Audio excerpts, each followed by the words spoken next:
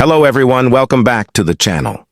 Tensions have reached a boiling point across the Middle East as Iran's Supreme Leader Ayatollah Ali Khamenei has issued a fierce statement demanding punishment for former United States President Donald Trump following his recent comments about Iran and its role in the Israel-Hamas war.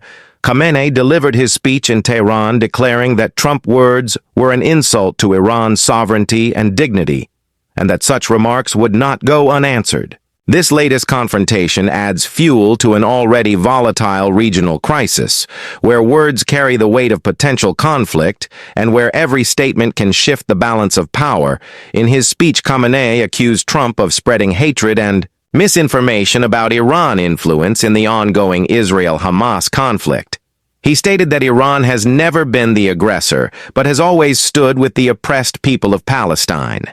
He went on to demand accountability from the United States, saying that American leaders have destabilized the region through hypocrisy and double standards. According to Iranian media outlets, Khamenei's words reflect the growing frustration within Iran leadership over continued accusations from Washington that Iran has been supplying weapons and funding to militant groups in Gaza. The Iranian leader remarks came just days after Trump made statements in a televised interview where he described Iran as the root cause of instability in the Middle East and blamed the Islamic Republic for empowering Hamas. These comments drew swift condemnation from Iranian officials who accused Trump of inciting hostility and trying to undermine Iran. International Image Khamenei, in response, emphasized that Iran will not tolerate disrespect and that actions against Iranian interests will meet a decisive response. His statement has since been echoed by Iran's foreign ministry, which called on the United States to restrain its former leaders and avoid remarks that could inflame tensions further. The timing of this exchange is critical, as the Israel-Hamas war continues to rage with no sign of resolution. Israel has intensified its operations in Gaza, targeting what it describes as militant infrastructure. And command centers Hamas, meanwhile, continues to fire rockets into Israeli territory, causing widespread fear and destruction on both sides. The Israeli government has repeatedly accused Iran of providing weapons funding and intelligence support to Hamas, something Iran continues to deny. Instead, Tehran insists that its role is purely political and humanitarian, supporting the Palestinian cause through diplomacy, and aid experts believe that Khamenei's decision to confront Trump directly is a strategic move designed to strengthen his position both domestically and internationally within Iran. There has been growing unrest due to economic hardship sanctions and internal political divisions. By calling out the United States, Khamenei seeks to unite the nation under a message of resistance and defiance against Western pressure. His speech was met with applause in Parliament, where lawmakers pledged loyalty to the Supreme Leader and called for measures to counter American influence. In the region, state television broadcast images of crowds chanting slogans against the United States and burning American flags, a familiar scene in times of political escalation.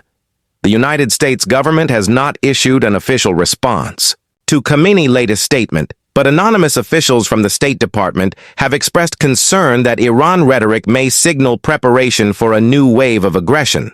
Intelligence sources have indicated that Iran-backed militias in Iraq, Syria, and Lebanon have been more active in recent weeks, prompting fears that Washington or Tel Aviv could soon face retaliatory attacks. The Pentagon has already increased surveillance of Iranian military movements, particularly around key sites in the Persian Gulf, and has ordered U.S. forces in the region to remain on high alert.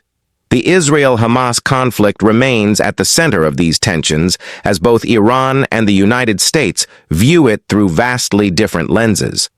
For Israel, the fight is about survival and neutralizing a long-standing threat for Iran. It is about defending Muslim identity and opposing what it sees as Western domination of the region.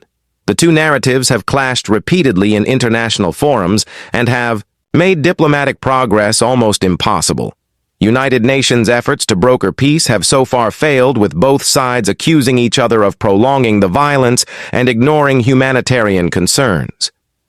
Within Iran, the leadership has used the Israel Hamas swore to bolster its image as a champion of resistance against oppression. Iran's state-run news outlets have praised Khamenei, response to Trump portraying it as a symbol of national strength. The country media also reported that several political analysts have urged the government to take further diplomatic and economic steps to punish the United States, suggesting sanctions on American entities involved in anti-Iran campaigns. Meanwhile, Trump remarks have sparked mixed reactions inside the United States, with some politicians supporting his stance and others warning that his rhetoric could destabilize relations even further. International observers fear that this exchange of words could push the region closer to another round of confrontation, particularly if Iran decides to back its threats with action.